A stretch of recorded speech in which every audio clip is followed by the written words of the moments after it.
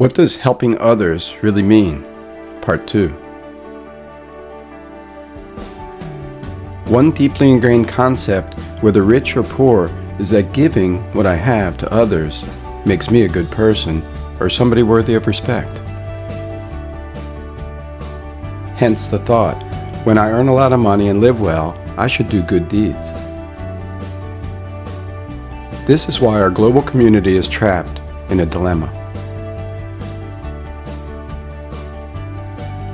The notion that giving to others is a noble act is a distinction that arose when humanity was less developed and focused solely on survival. However, in most societies today, except in some countries, the difficulties and illnesses people face are not due to the lack of food or basic necessities. In my life, good and bad things always happen, irrespective of what I wish for. Why is that? It is because the heavens know me better than I know myself.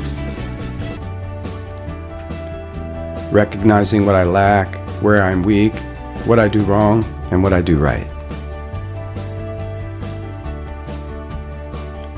Like parents raising a child, sometimes I get whipped when I do wrong, or receive gifts when I do well.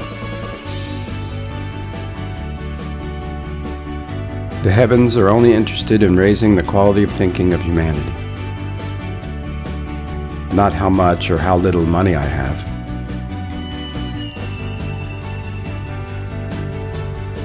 Those currently facing difficulties are getting a spanking by nature to allow them to see their wrongdoings.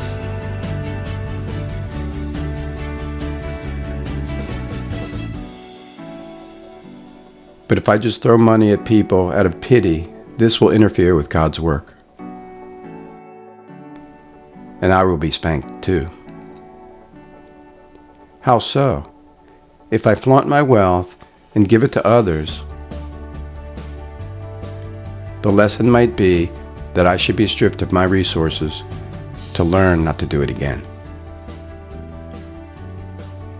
Thus, God makes it so I lose my money. Stay tuned for part 3.